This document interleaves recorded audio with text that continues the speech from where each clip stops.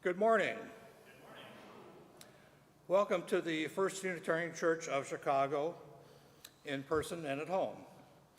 I am Kent Richmond and a member of the First Unitarian Board of Trustees. I am honored to welcome you to our service this morning, along with our worship team of Liz Kreslin and Adam Odell. Please, the First Unitarian Church of Chicago has been a home for progressive religion since 1836. We are a Unitarian Universalist congregation, a community of children, youths, and adults, a people of many beliefs and traditions, bound not by the specific things that we believe, but by the values we share, and our mission to grow our souls and heal the world. Whether you have stepped into this church for the first time or the 1000th time, you are welcome here. Whether you believe in God all of the time, some of the time, or none of the time, you are welcome here. No matter your race, who you love, or how much money you do or do not have, you are welcome here. If you are a visitor, we are excited to have you here with us. Please let us know that you are here by filling out a visitor card, which is located in the chairs in front of you or in the back there. Please include your email address and dropping it off in the offering plate. This will ensure that you will receive our monthly newsletter. If you have a joy or concern that you would like to be read aloud, please fill out the card. It's also in the seats in front of you, or you can be found in the back of the sanctuary. Give the card to one of the ushers as they collect the offerings. If you have a joy or sorrow that you would like the minister or pastoral care committee to know about privately, you may put the card in the sanctuary box located in the back of the sanctuary. You are welcome to join us after the service for coffee and refreshments in the Chris Moore Parlor, just up the steps to my right and down the hallway. All right, and then I have a couple of brief announcements. I promise they are brief, but the first sentence will not make it sound that way, so just stick with me. If you were to scale the entire history of human music making, about 300,000 years, down to 1 year, the practice of an audience sitting quietly and listening to a person or small group do all of the music making would have been invented around 1:41 p.m. on New Year's Eve. I say that to say, historically speaking, it is a very weird practice for all of you to sit quietly while somebody like me makes music and then you just go, very nice, right? And it has been one of the main parts of my music ministry here to get more people singing. And I cannot tell you how many times I have talked to somebody and told them, like, hey, are you interested in singing? And they're like, oh, no, I don't sing. I need you to understand that is the same thing as being like, oh, yeah, I'm a bat, but I don't, like, use echolocation. It's like, it is part of who you are, and the reason why you don't sing is probably because somebody in your childhood said that you were being annoying, and then you believed them for the rest of your life. And I am here to make sure you don't do that. I try to do that on Sunday mornings, but I would also like to start doing that on Wednesday nights. We're adding a new rotational Wednesday night activity, and that is our song circle. Our first one will be this coming Wednesday, 6 o'clock p.m.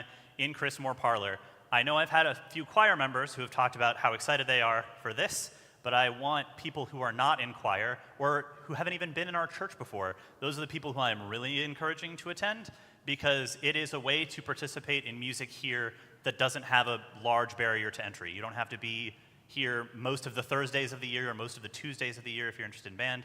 It's just every time we have a Wednesday singing circle, you can just show up, learn some new songs. If you sing a wrong note, it does not matter at all. So I hope you will consider that. That is this Wednesday at 6 p.m. The other thing is just a little bit more of a note on what you are seeing in your seat backs. For those of you who've been around for a while, this will be new stuff. Back here, there is our guest card. We have the Joys and Sorrow card that Kent mentioned. We also have some golf pencils so you can fill things out. You might notice I haven't played the prelude yet, which I used to do before welcome and announcements. We're moving some stuff around in order of service and trying a new format for Joys and Sorrows. And now that we have the Joys and Sorrows in the back with a pencil, we're hoping that it'll be a little bit easier for people to submit their Joys and Sorrows. You can also submit your guest cards to the offertory plate when it comes around. And then one other thing is next week, you'll be seeing something like this, which is a new pew card. We are entering the 21st century, and we are getting some scannable cards that just like, they'll be laminated, they'll stay in the back of the seat pocket. Please do not take them home. And you can scan to give, and you can scan to fill out a visitor card, or sign up for religious education, or learn more about midweek events. And then that way, you can just scan and get everything that you need if you have a smartphone. As you're going to coffee hour, there is a table up here that has like a few different formats, different sizes, single-sided, double-sided, and I would like to gauge some opinions on what you want those to look like. So if you're making your way to coffee hour and you'd like to stop by and give your opinion on what kind of pew card you'd like to see, let me know, and we'll take that into account as we go to print this coming week. Thank you for your time, and now our worship will continue.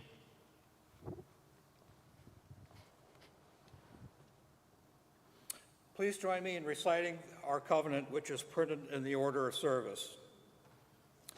Love is the spirit of this church, and service its law. This is our great covenant, to dwell together in peace, to seek the truth in love, and to help one another.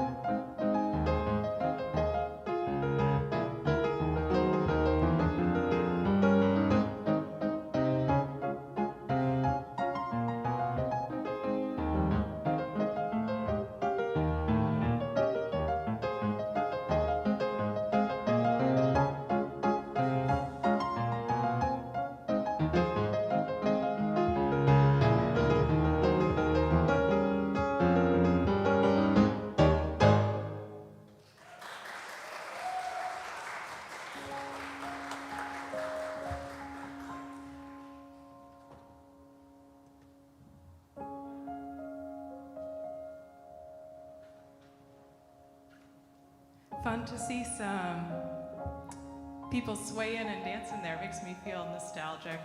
Did you know that ragtime music, like that really started to get popular when Scott Joplin came up here to Chicago for the World's Fair in 1893, right there across the Midway. Scott Joplin was someone who was ahead of his time. He wrote operas that were basically ignored during his lifetime and only appreciated many decades after his death. I'll give you my theory on why that was. Joplin's vision brought together European classical music with folk styles, including his own African American heritage. He wanted to write music that offered the depth and the intricacy of the classical tradition while also entertaining people. It was fun, making them smile. And you know what happened? This is my reading, anyway. People in his day didn't believe in that vision. They thought music could be either serious or fun, not both. So today we're going into the both. Can we be serious and have fun at the same time?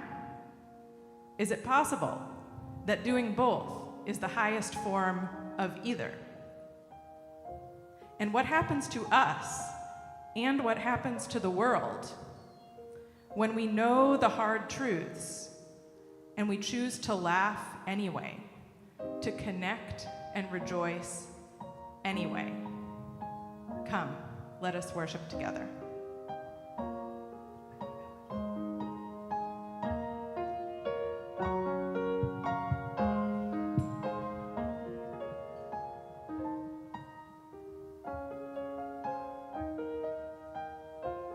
Please rise in body or spirit for our opening song, hymn number 89 in our gray hymnal, Come, My Way, My Truth, My Life.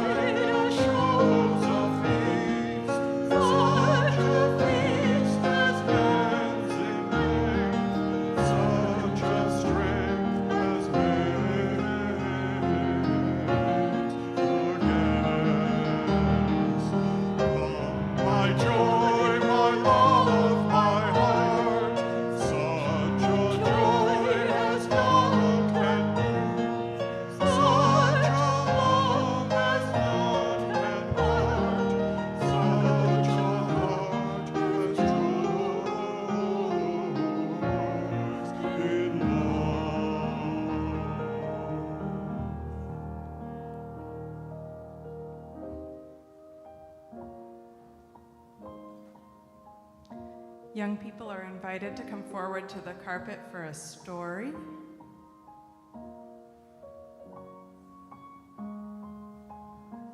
Today's story is about a princess. Young and young at heart, there's no pressure, but you're always welcome. You can also hear the story from your seat if you prefer to stay.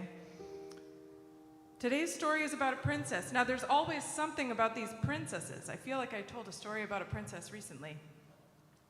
The thing about this princess was that she did not laugh. Everyone in the empire knew this about her, and most found it odd. Now, for you any folklorists out there keeping track, this is a Russian folk tale that was collected by Alexander Afanasyev. So the empire we're talking about is the Russian Empire. Now, this princess did not laugh.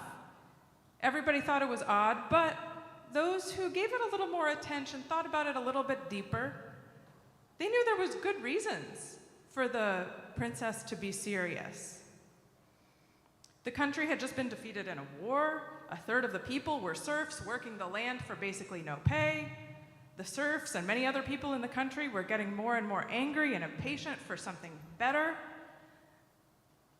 How could the princess in her palace laugh, knowing all that? Her father, the king, did not share this question. He was not worried about all the people. He was mostly worried about his daughter. Can she laugh? He wanted her to be happy. He decreed that anybody in the kingdom who could get his daughter to laugh would have his permission to marry her. And he figured that she would also want to marry them because they made her laugh. So that year, people from all over the country, all sorts of people came to tell the princess jokes. Royalty, military leaders, business owners, governors, farmers, craftsmen, artists, they all came and they all told their best jokes to try to make the princess laugh, but she just sighed. They all went home. Meanwhile, across the county, on the other side of the county, an honest landowner was paying his workers. His best worker came forward to receive his pay, and the landowner set out his purse on the table, opened it, and he said, "Please, take whatever you want." He was a generous landowner, and he left the room. He trusted the worker. The worker approached the purse with hesitation. "As much as I want," he thought, "but there are so many other workers in line behind me. I would feel guilty if I took too much." So he took just one coin, and he went on his way to get a drink of water. But when he got to the well, oops! The coin slipped out of his hand and it fell deep into the well. How would you have felt then? Mad? I think almost anybody would have felt mad and sad and angry to lose their one coin, especially after they had been so considerate of all the other workers. They might have given up. They might have thrown a fit. They might have stamped their feet. They might have gone back to the boss to demand more pay. This worker did not. He said to himself, "Well, that's how it goes sometimes, I guess. What's the use in getting angry?" So he got back to work. The next year, people came from all over the empire again to try to make the princess laugh. And this time, they showed her their best tricks. They spun plates on sticks. They rode unicycles. They walked on stilts. They juggled all sorts of things, first with their hands and then with their feet. They brought in trained bears and elephants and seals who all did a dance together. The princess sighed. She hoped the animals were happy. No laughs. Meanwhile, the hardest worker was working even harder. He harvested a record amount of perfect golden corn that year, and again, the master laid out his purse and opened it and said, he called the best worker forward to take his pay, and he said, "Please take as much as you want." And he went outside. The worker looked at the purse, and then he looked at the line of other workers behind him and at the floor needing repair. He took his one coin, and he went to get a drink at the well. And when he got to the well, he saw a bear riding a unicycle. He dropped his coin into the well in surprise. "Well, sometimes that's how it goes, I guess," he told himself. "But I didn't know bears could go on unicycles." That year, people pulled out all the stops to try to make the princess laugh. They commissioned plays and musicals. They trained birds to spell out jokes in the sky. They carved silly faces into the mountain. They built her a roller coaster to ride past troops of clowns and trained animals and juggling elephants. And at the end, one clown bravely came up and booped her on the nose. She sighed. Meanwhile, across the country, the hardest worker was laboring even harder than ever. He stayed up late. He skipped his lunch breaks just to make sure the crops came in well. the neighboring landowners were all complaining about a poor harvest this year, but not his boss. His fields were full of perfect golden corn, and the boss, the honest landlord, knew exactly whom to thank and why. So, at the end of the year, the landlord took out his purse, he called the best worker forward, and he emptied a pile of golden coins onto the table. "Take, my dear man, as much as your soul desires." And he said, "It is your work. It's your money." And he walked away out of the room. Now the worker, again, took one coin and went to the well to get a drink, where he saw his other 2 coins floating up to the surface. He grabbed them. What fortune! All my efforts rewarded. He decided that it was time for him to go and see the world. He had the funds now. So he began walking towards the city. And as he walked across the field, a mouse came up to him and said, "Please, sir," this is a magic talking mouse, he said, "Please, sir, give me a coin to help my family, and I will be of service to you." And the worker gave the generous worker, gave the mouse a coin. The worker kept walking through the forest, and a beetle approached him, and he said, "Please, sir, give me 1 coin to repair my house, and I will be of service to you." The worker gave the beetle a coin. Seemed reasonable. And he kept walking, and as he was walking by the river, a fish asked him, "Please, sir, would you please give me a coin for my long journey home? I will be of service to you if you do that." The worker couldn't refuse. He gave the fish his last coin. Then he arrived in the city for the first time in his life with no coins. It was bustling with people of all sorts. They were all trying to entertain the princess, who was looking down from her palace, looking on seriously from the window above. When she looked at the best worker, she saw the best worker, he became flustered. "Oh, she's looking at me." And then he fell deep in a puddle of mud. The creatures that he had helped rushed up to be of service to him. As he tried to get up, the mouse took his coat and he shook it out. This is a magic mouse, remember? The beetle cleaned off his boots and his trousers. The fish started shooing away all the flies that started gathering and swarming around. Now this was funny looking. The princess giggled. "Who did that? Who made her laugh?" said her father, the king. Everybody started trying to take credit. "Me, I did. I made her laugh. It was me, my joke, my trick." "No," said the princess. "It was that one, the kind-looking one," and she pointed to the worker. So the king kept his word, and as the worker entered the palace to marry the princess, the magic of the creature transformed his rags, the 3 creatures he had helped, transformed his rags into rich garments, and his inner beauty shone forth for everyone to see. Now, we have all been like each character in this story. We've been that princess weighed down with care for the world. We've been the comedians, clowns, entertainers, trying to make someone laugh, someone who we love, trying to do anything we can to get a laugh out of them, right? We love to see our people laugh.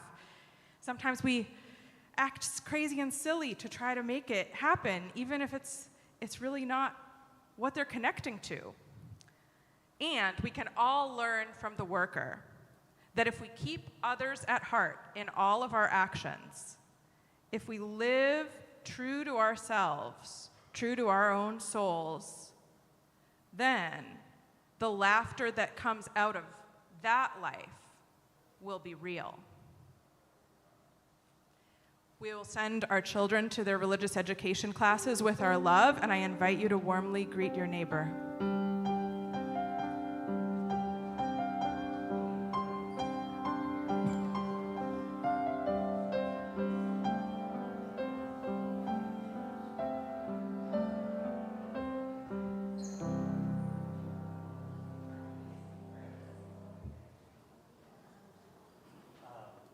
For Joys and Sorrows of Us, this is one part of the format I didn't work out, and I'm happy to do it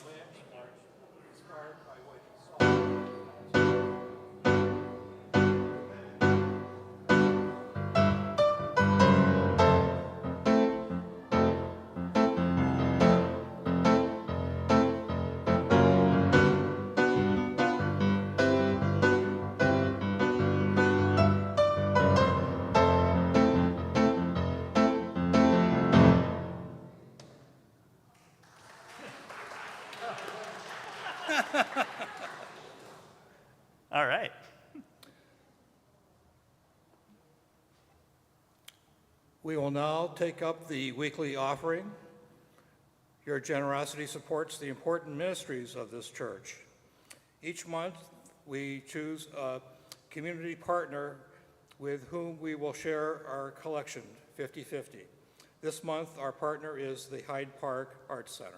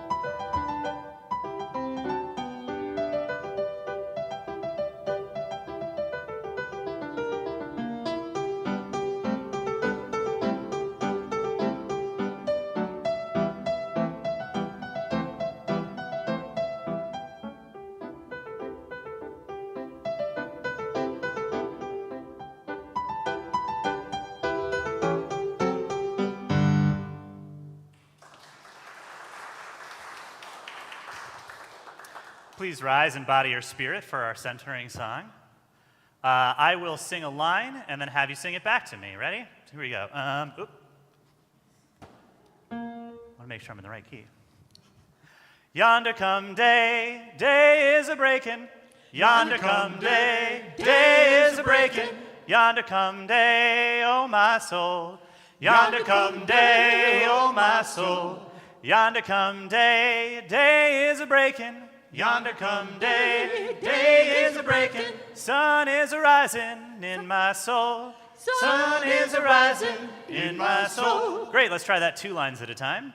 Yonder come day, day is breaking. Yonder come day, oh my soul. Yonder come day, day is a breaking. Yonder come day, oh my soul.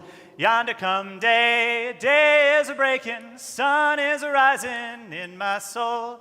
Yonder come day, day is a breaking. Sun is a rising in my soul. Great, let's try that all together. We'll do it a couple times through. Ready? 1, 2, 3, 4. Yonder come day, day is a breaking. Yonder come day, oh my soul. Yonder come day, day is a breaking. Sun is a rising in my soul. I said, yonder come day, day is a breaking. Yonder come day, oh my soul. Yonder come day, day is a breaking. Sun is a rising in my soul. Thank you. You may be seated.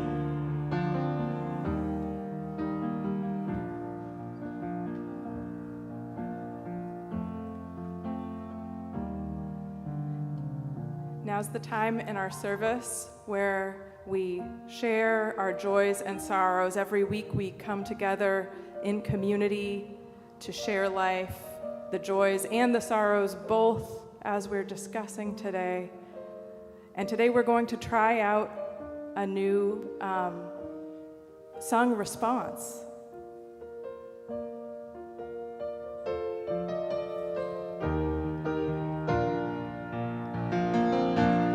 Comfort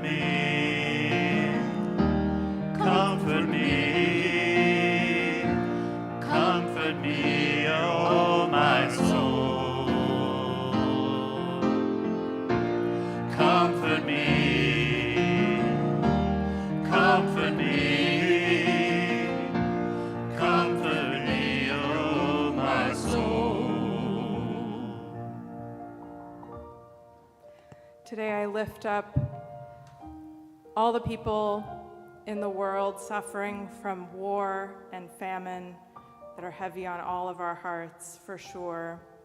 All people who are worried about people in our lives, about our health, about our jobs. I lift up all of the teachers who have gone back to school this week and the students who have gone back this week or next week. We lift up a joy and a gratitude for the teachers and students and wish them a meaningful and life-giving year of teaching and learning. I lift up a joy from Michael Boyd, a joy for the healthy birth of a niece. Lovely.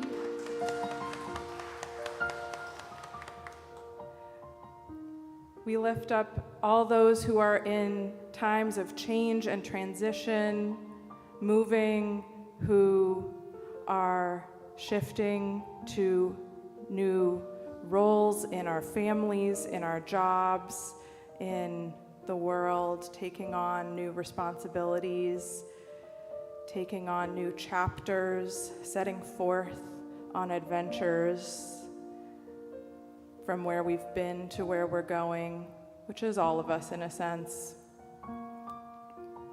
We wish you well on the journey.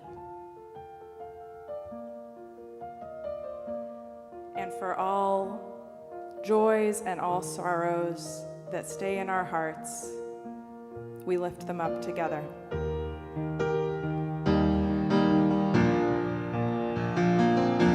Sing with me, sing with me, sing with me, oh my soul. Sing with me, sing with me, sing with me, oh my soul.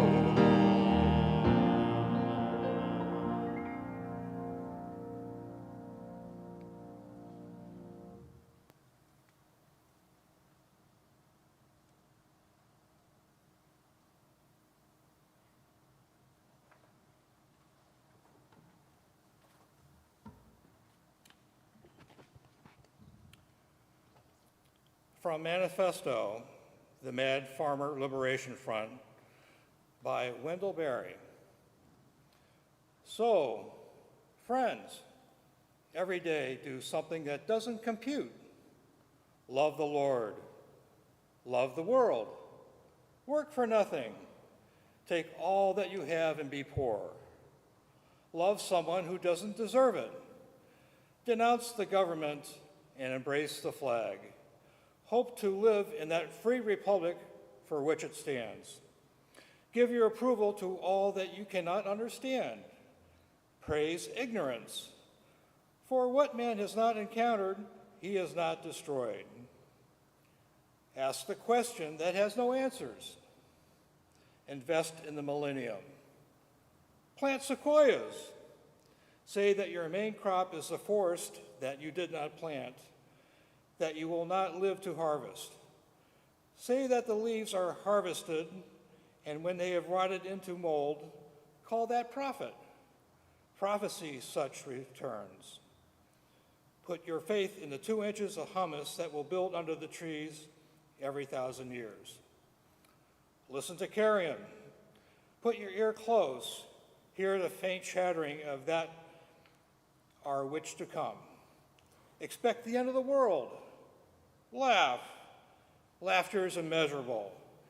Be joyful, though you've considered all the facts.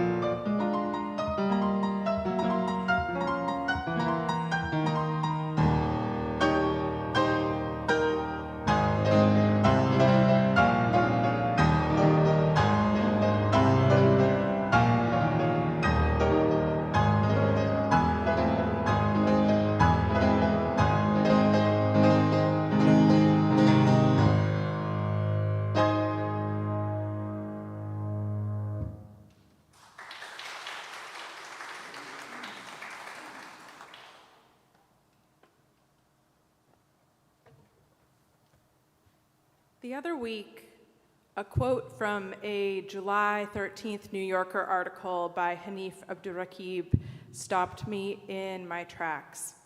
He described the experience of witnessing a show of comedian Rami Youssef in New York City that was attended by Zohran Mamdani on the heels of his mayoral primary win, and Mahmoud Khalil, the student and legal permanent resident who at the time had very recently been released from 3 months of ICE detention for peaceful protest. Abdurraqib described meeting both after the show and observing the way that the two naturally connected in an often humorous conversation growing out of the resilience that a hostile world has required of each of them. Abdurraqib wrote, I'm going to give a little bit of an extended quote here.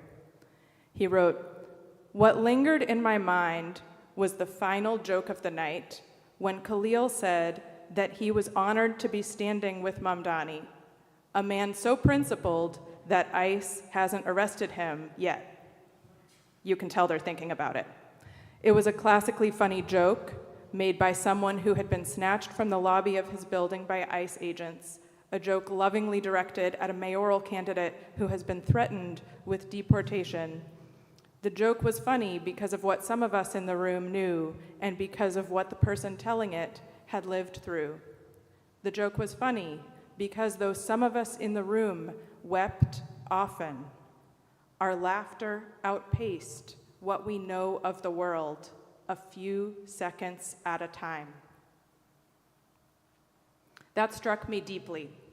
It hit a core intuition that, especially in our times, this is perhaps in fact the best we can hope for our laughter to outpace what we know of the world for a few seconds at a time. Still, I hesitated about mentioning this article because clearly I've not suffered in the way that Mahmoud Khalil has suffered.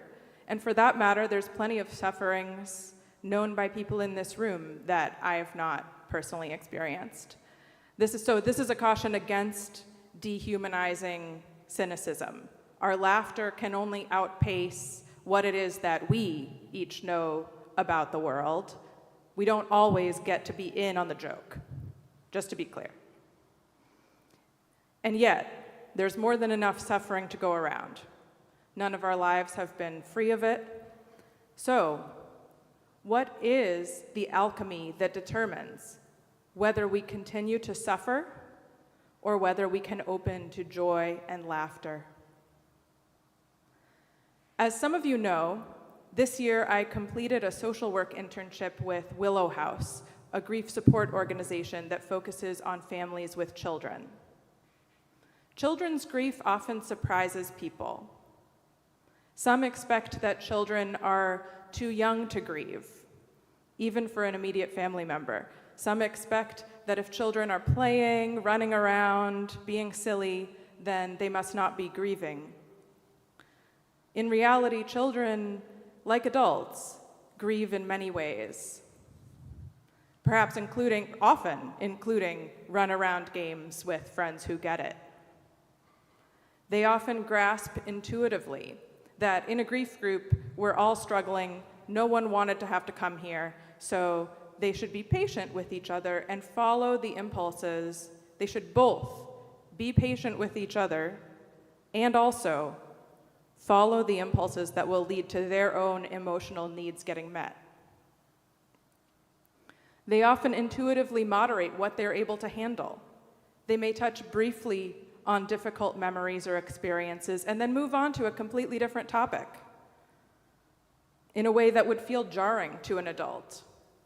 I think there's plenty for adults to learn or be reminded of from grieving children. Allowing physical movement can allow us to also move through emotions, starting from the assumption that each person is different and each will have good moments and tough moments. Knowing that it's okay to take in the hardest truths of life in small bites, a few moments at a time, before shifting our attention to something comforting and sustaining. Children come with wisdom whether they know it or not.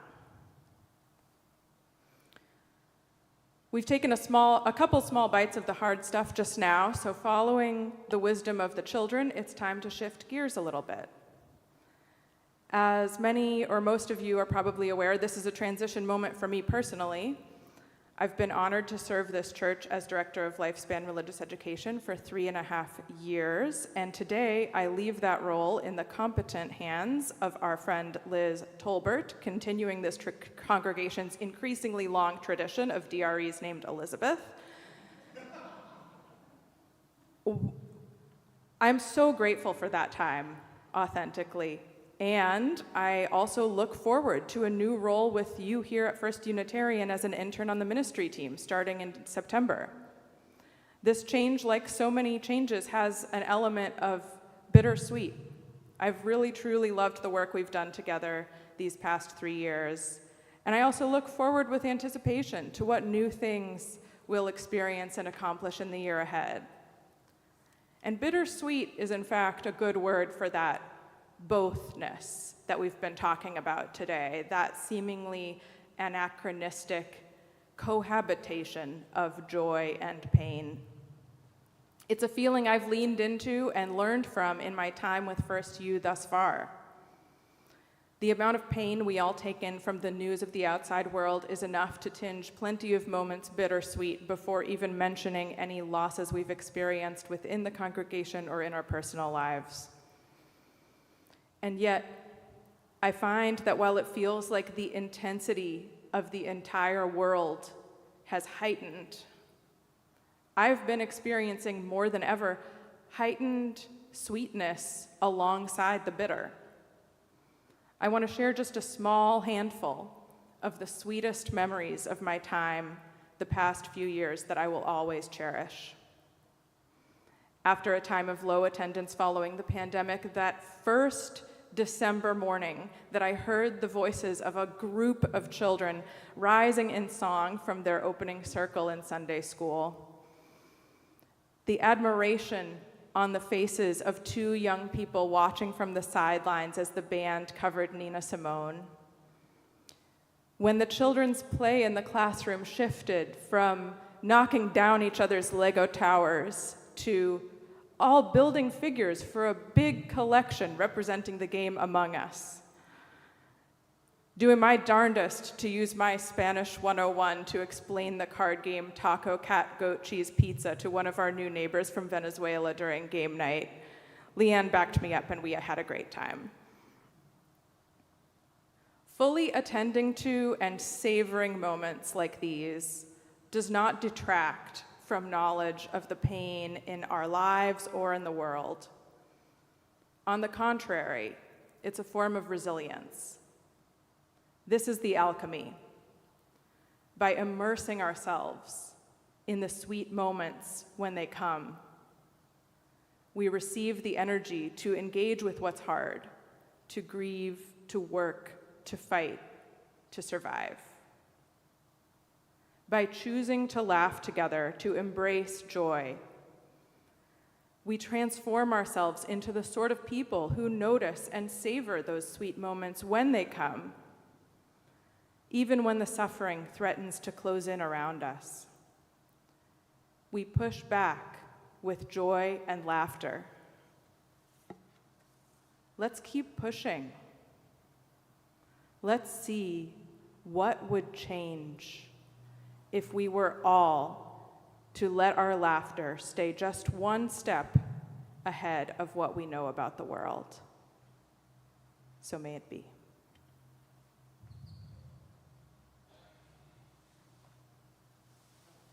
Liz, would you join me over here, please?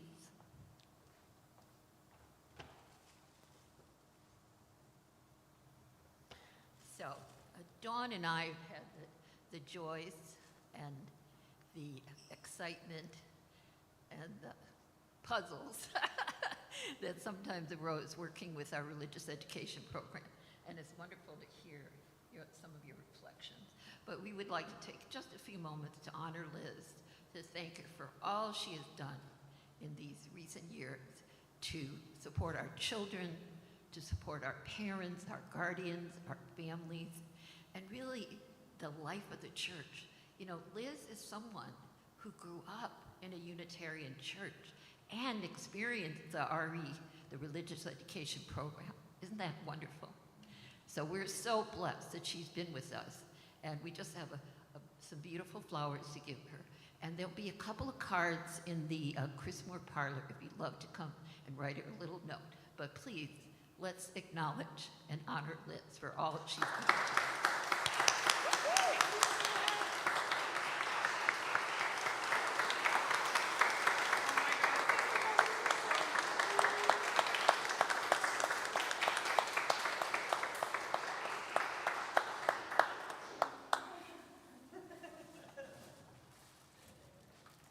Thank you all so much.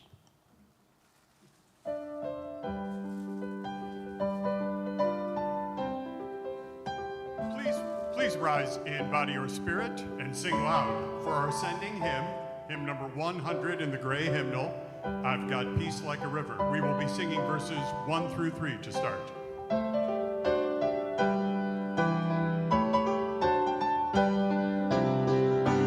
I've got peace like a river, I've got peace like a river, I've got peace like a river in my soul.